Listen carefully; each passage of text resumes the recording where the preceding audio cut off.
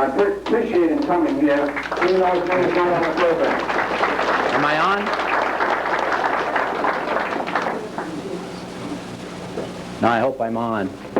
I'll give you a little bit of background why I got involved with UFOs. I'm a native Denverite. I was born about 20 blocks from right here. And back in 1958, I was in the Air Force, and I was assigned to Edwards Air Force Base, and I was also assigned to the flight line as a airborne radio radar technician, working on all the latest, quote, test planes. One day I was out with my Jeep, and I was running out to the X-15. And the X-15 at that time was the craft that came in. It didn't have wheels, it had skids. And went clear out to the north end, and I had to go out and do my post-flight on all the electronic equipment. As I went out there, nothing particular with the craft. It was there, I did my work when I got through, but I looked at my Jeep and I had about 20 miles on it. And they would take my Jeep away if I did at least 50 miles a day on it. So I just threw my Jeep, put it on automatic, and went on out north. And there are several hangars in the north end of Edwards Air Force Base. The base is 60 by 90 miles long, to give you an idea how big it is. The runway at Edwards is about 22 miles long. It's paved about 5. When I went out there, I run across, I'm 19 years old, very naive. I run across a hangar that was open, and inside was a disc-shaped craft. I didn't think anything about it, but I did drive over close and look at it. The only thing that I noticed, and I recall at this time, was that it was a disc-shaped craft, but it didn't have any seams. Everything else I worked on had seams. I didn't think anything about it, went back into the base, and I talked to my buddy who lived in the next room, who was a base photographer, and I says, tell me about the disc-shaped craft up there. I said, I'm working on the X-15, I ought to be able to work on that thing. He says, you know about that? I think you better go in and see the CO. So I went in to see the CO, and the CO gave me this kind of a debriefing. He said, if the public would happen to see it, you are to tell them it's an ion-powered craft designed by Sikorsky, does not fly in our atmosphere, but to be used in outer space. Now, my clearance at that time was top secret, and so I didn't think anything more about it. I'm gung-ho military. I was subsequently transferred, went overseas, and went through the service and went into guided missiles and a lot of other things. Come back out, went to Colorado School of Mines, majored in geophysics, went into business, and I have been a successful real estate developer. So I'm fairly independent at this point and do whatever I want.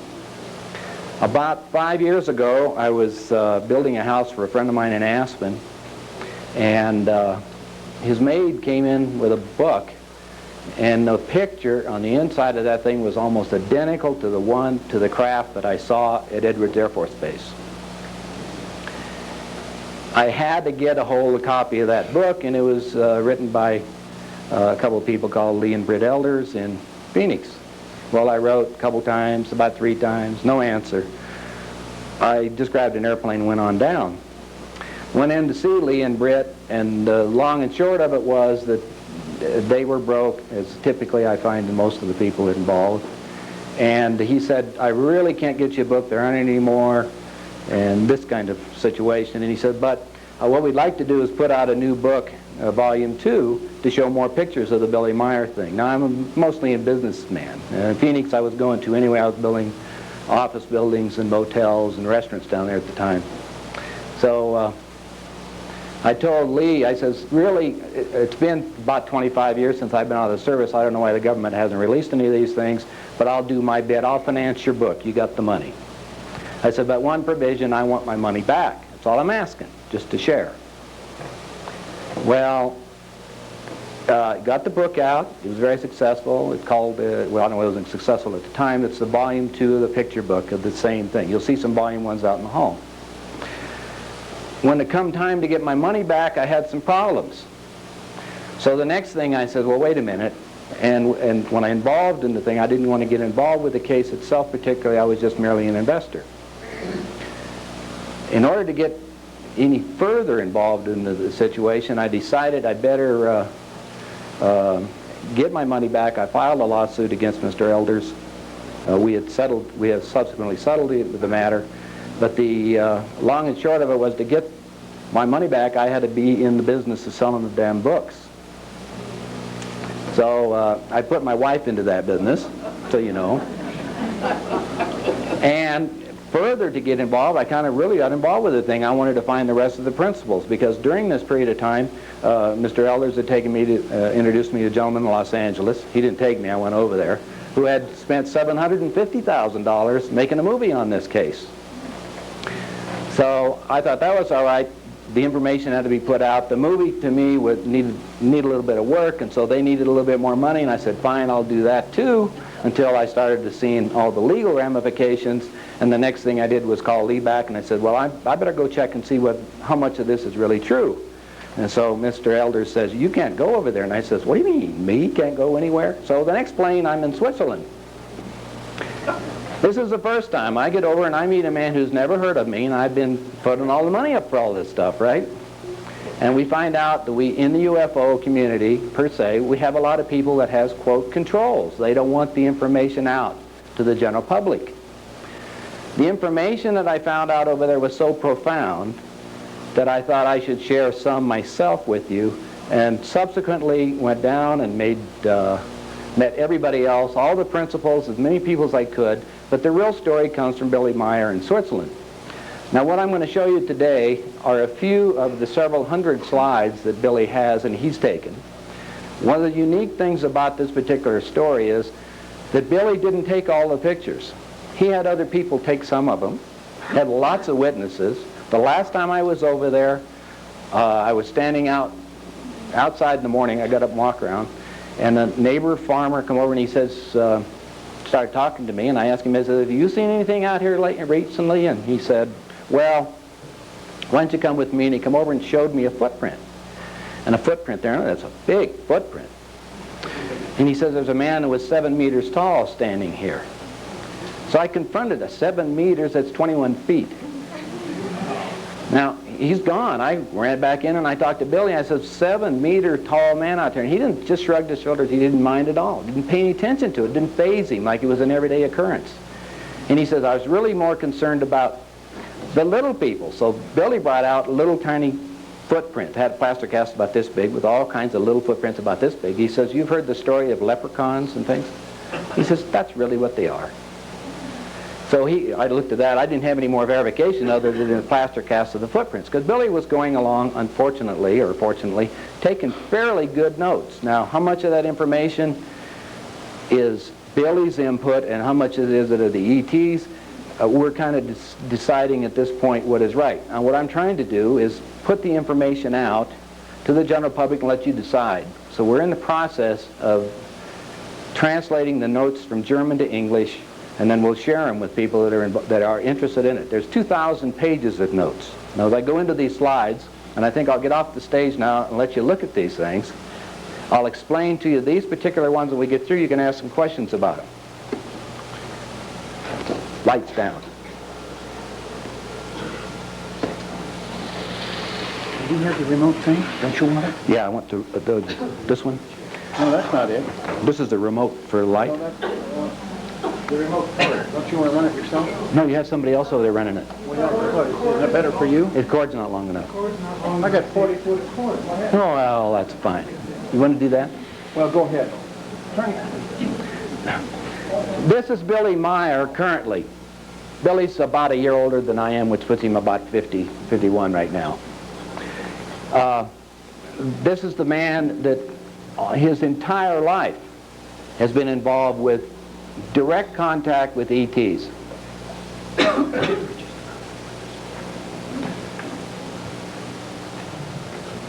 Okay, the next one, please. Got to go there.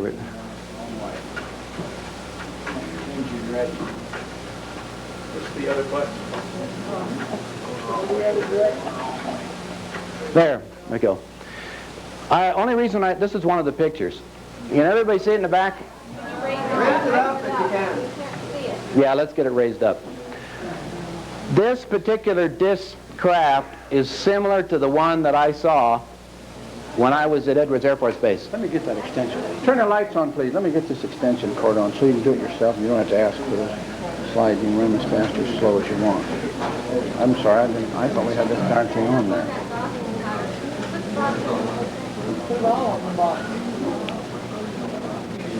Can't do it.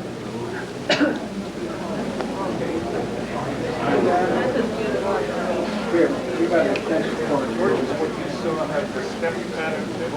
I'm going to show you all of them. I mean, the one you saw. No, it was smooth. It was totally smooth. I might have another picture of come along on this thing.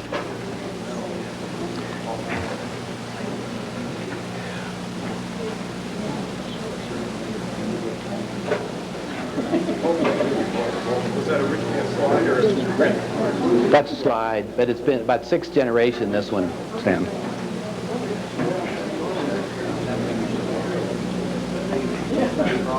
Now, when I go along with these slides today, you're going to see several variations, and the reason why I got involved with more and more in the Billy Meyer case, because of the information that they have contained within their notes, they give us some clues when we're talking about propulsion, what their motion, what they want everybody else to want to happen, and yet they're observers of what's going on. Let's see if this works. This one. Goes forward? Forward. Yep. Nope, the other way. Which way is it going? Your slides aren't dropping. No. Really? Tray lead, you got that other tray? Oh, there's one. Let's see what happens now. They were going backwards, were we? Well, No, they're too thick. This tray, you got an 80 tray, 80 slide tray, that other black one you had. That's supposed to have 140. I know, but they're too, in a 140 tray, they're too wide. I mean, the slides are too wide to drop on the 140. You use that tray all the time, don't you? yeah, that's Kodak. That's his tray. Well, let's see what it does. Yeah, flip it. Here's a picture of 3 different of the craft in the same. Where's my? The pointer? Yeah, I was wondering what happened to it. These craft that you're looking, all 3 of them are of different sizes. This particular small one is a drone craft. This particular one and this one are both occupied by 2 people. They supposedly, and I'm taking this supposedly, maintained a base about 30 miles out of from where Billy was at, in the mountains. Billy lives about 35 miles out of Zurich, Switzerland. So if you go over there, it's not too far from it. It's a little town called Hinterschmidt-Rudi. This is some more the craft. What they did was allow Billy, who has 1 arm, to take pictures, and they posed a lot of the craft. Now, a lot of these pictures were taken with other people present. There are just numerous witnesses to everything that was going on. I don't know what happened to that one. Oh, it's behind the tree, but it's out of focus. I don't know how to focus the thing from here. This knob here is Okay. focus. If that'll help. I'll get you a better one. One of the first things that you want to check at when we were looking for saucers is the indications of what they do when they land physically on the ground. Now, the next couple of slides are going to show you that when they hit the ground first, this is particularly the area in the ground. This is a few weeks later, or a week later, it happens. There's a swirling motion of some kind. And I talked to the people over there. All kinds of bees and bugs and everything else show up on it. But it does leave some kind of residue. And I didn't have the equipment to look at. In fact, I didn't see any of these over there myself. I'm just looking at the pictures. I did talk to other people that had spent a lot of time with and taken soil samples.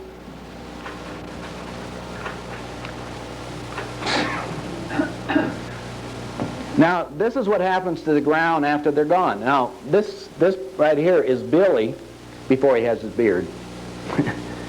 And he's sitting there measuring this particular depression that was left into the ground of the craft. Now the next slide is going to show, I think. That's Billy with a beard. It's another ongoing deal. There's 3 circular patterns that are going on, which gives you an indication there must be 3 driving powers at that point. all with this circular motion. Now, this is an interesting picture because you see this round circle. This is where Billy lives. This is his farmhouse. Now, they're not going to land right here unless there's a lot of other people there, right? Within the farmhouse, there are about 7 people, and they're all kind of like you are. If you've got something that's really secret and your neighbor's going to go over, you're not going to say a lot about it because you can't explain it. But a lot of them have seen the landings and everything that's gone on. In a few minutes, I'm going to show you some spectacular pictures where the craft is landing right there.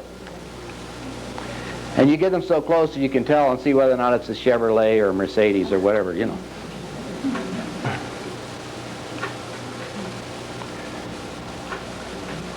Is it going? It's going, but they're not dropping. Well, let me see. Now, I skipped a couple of them, but let's go to this one. Since where time is fairly limited, it's bad. What I wanted to show you on this particular one, this is an honest-to-goodness ray gun. It's a laser-powered pistol. You see it right here? This is also the girl that's running this. That's as much as she would allow to be photographed. And that's the latest in outfits now, whatever it is, 5,000 years from now, so get a load of the color. One of the problems that we identified with this thing, and we're talking about a problem, that we looked at it, if you take a look at the nozzle end of it, it's almost the same color as the fence. Doesn't mean anything because I went over subsequently and saw the results of these crazy deals.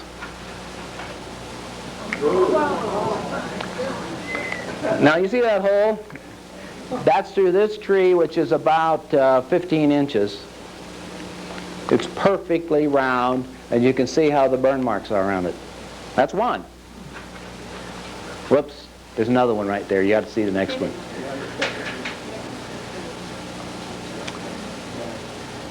I want to show you the next one. Let's try the next one. Back it up. Back it up. Try it again. Okay, one more. Okay.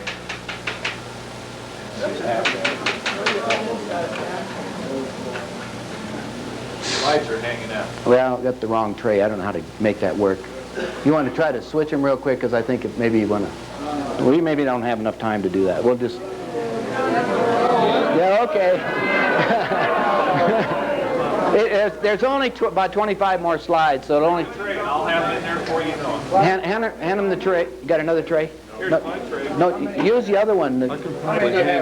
Oh, Henry said he could hand feed them.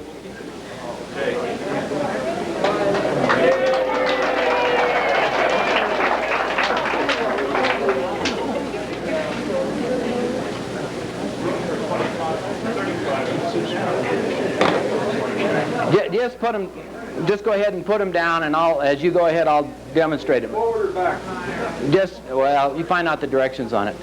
This is another picture of the ray gun that they had. They're just showing you. Not all the way in. There you go. Okay, now there's another picture of the ray gun, and all you're seeing now is just I call it just their laser gun. She's an extraterrestrial. Yeah, she is an extraterrestrial. She's approximately, according to the information, they say they're about 5,000 years ahead of us technologically. See the craft? You're getting a close-up. The latest variation that they have of this, because they're continually evolving their own, is about the size of a cigarette pack now. And they use that as a defensive weapon only. They go to a lot of planets, they quote, that are on various stages of evolution. Now we're back here to this tree with the same hole in it. Now are we getting it right?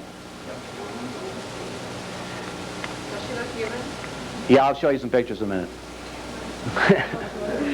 Now, there's a bigger one. Now this tree is about 24 inches across. Same hole. Now these holes are done just because they were just pointing them out like this. Billy was playing, and he was with Shemyasa, which is the girl, and I'll show you her picture in a minute. But it was basically having a little bit of fun with it and shooting 30 feet up in the air. There's places up there that you couldn't get any place unless you had somebody's holding a big ladder and all the rest of it. But this is a little close-up that I could take. Interesting. Okay.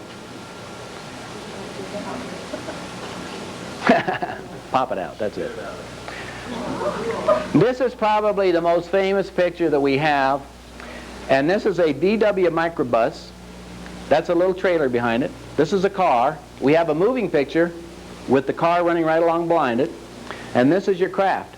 Now everybody that wants this picture, I have several of them over here on the desk that you can have. It has our address on it, so if you're interested in receiving the notes a little later, we'll be glad to send them to you. You can just write to it. But I have this picture for everybody that wants one.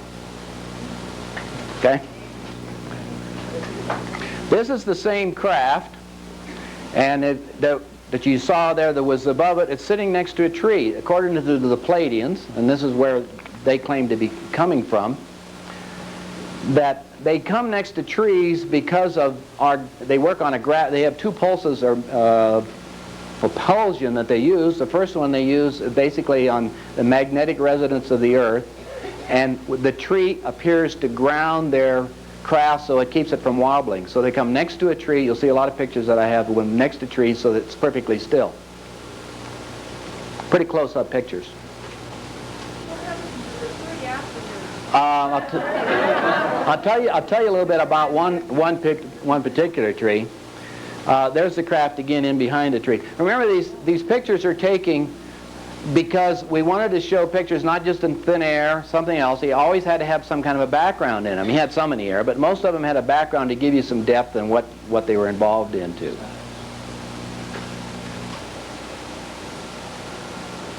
How's that? Close to the ground.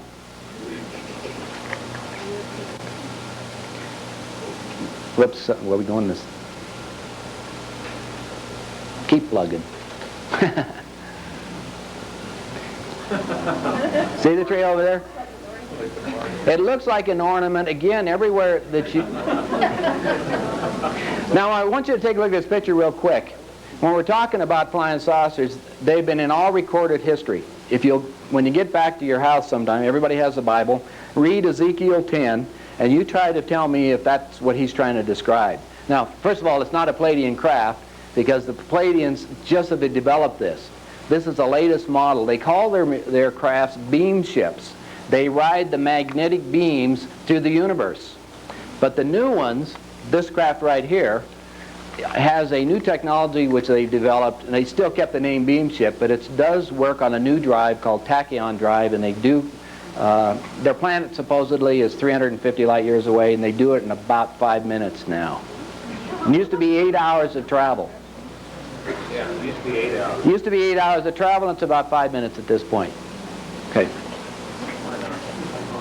Now, I haven't talked to Billy for about 3 months, but because he's being bombarded by everybody. Now, remember I told you I was going to show you a picture of the craft? Now, anybody seen a closer picture of the craft on the ground? This is in front of his house.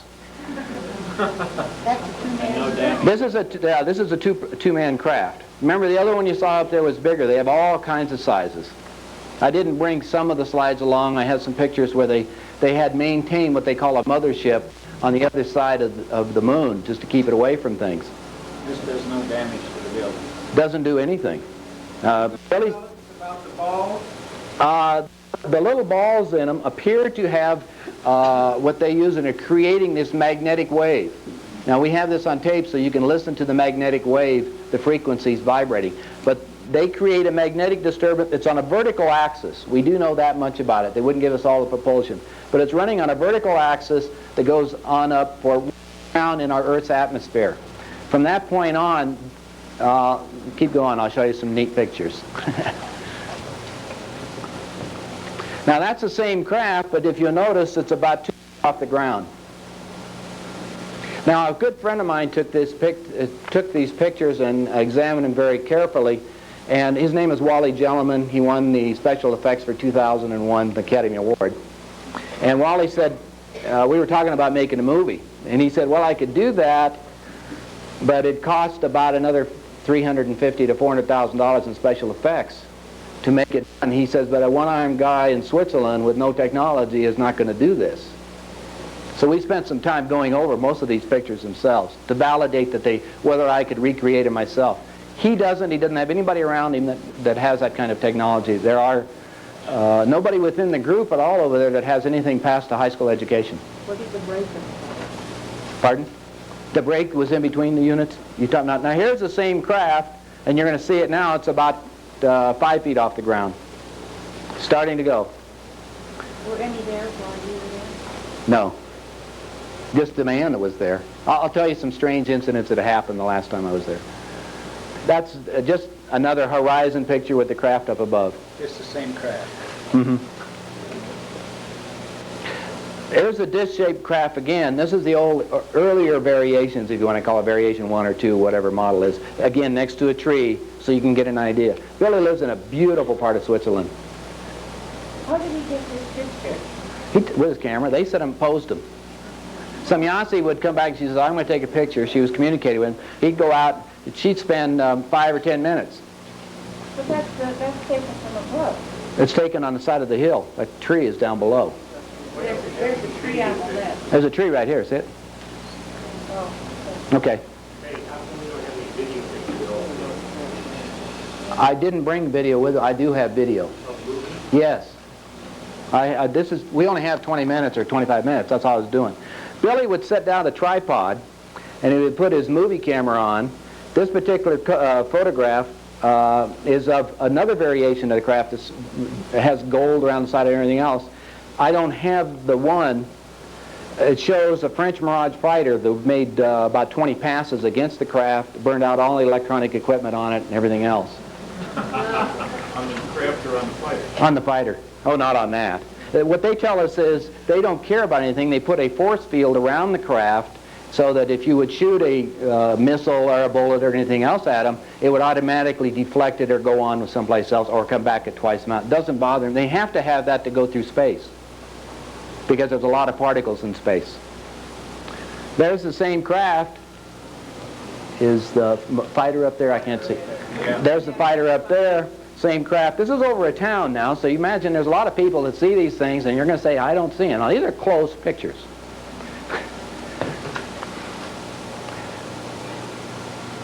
Okay, now there's Billy aiming the camera up there so you can see it.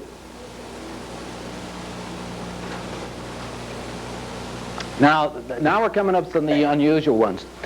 Billy is being visited by a lot of ETs. What they tell us, when I was asking them about over there, and it appears in the notes, everybody's brain works like a liquid crystal, like a little vibration. And that we're all putting out waves, like if you're walking down the room, automatically you're picking up somebody else's thought, or you can feel them behind them. Anyway, you're emanating these waves throughout the universe. Everybody is. And it has its own, what they call a mind card, its own frequency. Everybody's on their own. And they tune into it. They being whatever our extraterrestrial visitors are. They appear to be coming from all different types of physical dimensions as well as other physical dimensions, non-physical. This particular light, which is referred to in a lot of places throughout the world as a, this was right over outside of Billy's window, he was taking this one. This is a craft that was coming from the non-physical, in other words, into electrical energy, down, condensing into matter, because they go at such a speed, they convert matter into some type of an energy and transfer it from one place to another. Let's go to the next slide. There's that same energy at night. It was so bright. Here's his house again. This is his barn. All the little vehicles sitting around that they run around with. I was just looking at the video that appeared inside his house. Pardon? On the video, didn't it say that appeared inside his house? No, it didn't. Maybe they said something on the video. You talk about Yowie, the Japanese video, or the American one? Okay, here's the craft. Oh, you can see it. It has ribbon. It never did condense into physical matter. So what they say is, and we all look at it, matter goes back to light and back to energy again. So what they have done is come down to light, could not fine-tune their instruments to bring it down into the physical dimension. There it is. That's another one of the craft and light. Go ahead. This, to me, is one of the most incredible pictures that we have. This picture was taken by Billy's friend, who's from Austria, was over there. And Billy was standing outside. Remember those lights? If you look at this thing, this is Billy with his hand up in the air, and these are the sparks and light around him. Now, I don't understand the energy that's involved in doing that, but that is a localized energy. It's totally surrounding Billy, because there's his 2 feet. You see his arms up in the air. What's the red thing? That's his car. That's just a light. The cars that were parked there before, you saw on the side? That's where they are, right in here. So you give you an idea where this is happening. This is happening in his backyard. He has 3 children, his wife, and about 6 women around there doing he's got a real good deal. Okay. He doesn't have to do much. He kind of keeps hibernating at this place, under the next one. This is just another picture. There's a wood pile here, and then the craft up on the side of the hill. This picture was on the front of some of the Palladian books. Okay. Last picture. That was it? Yeah. Let's stop. Where are the ones of the Oh, well, that must be in some of the first ones then. Let's go back and get a couple of the other ones. Yeah, about the 3rd, 4th one or 5th one. We'll show you some pictures. Are they pretty equally men and women? Who's they? Whoever. The Palladian, the first, now, this is the only picture that Semyasi would allow with just a drawing of her. Because she is walking among us. She doesn't want to be recognized at this point. What they say, and then this is if you're coming back into some of the information, Billy has a mission. His mission was to have the most, what they say, the most and the best of pictures than anybody in the world, which I feel he has. The second thing that he has was to give what they call the spiritual information. And that's another story. It gets really into some heavy information that would change things a little bit, not really, but it gives a different perspective on the creation.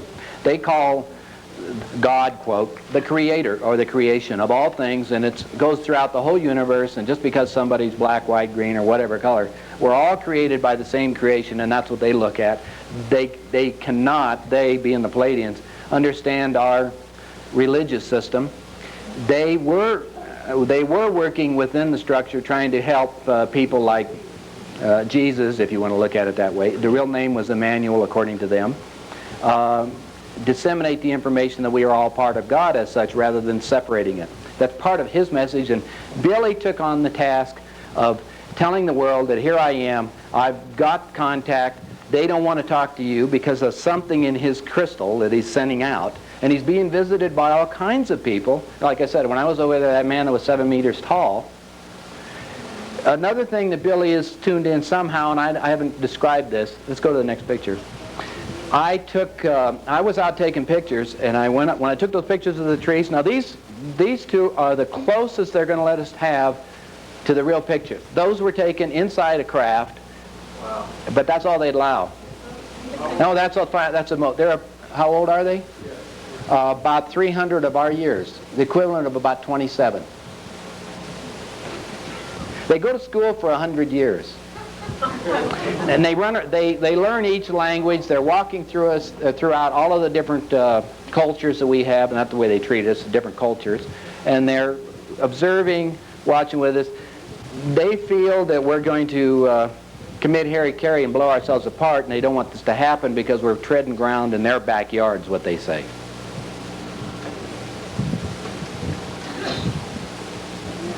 Well, I think we're getting some of the same ones now. And Do they really look human, or do they just human form? no, they are human. They tell us that each of the different cultures, you can turn the lights on now, each of the different cultures, quote, on the earth, was brought from different planets within the universes. There are more than one universe. It's an infinite amount. The two girls that we showed you on the craft come from the Dal universe, which is the next universe over. When Billy was taken aboard his craft, when he went to the end of the universe, which appears to be in an oval, they had to slow the craft down, and it kind of went through a membrane like a big soap bubble. Then it went into the next universe, is open again, infinite. They say the biggest thing that we have, we're slaves to our bracelets, and we don't understand time, but we will. The biggest problem that we have is pollution, and they don't like coming around because the pollution is getting worse and worse. And they say we have to address that.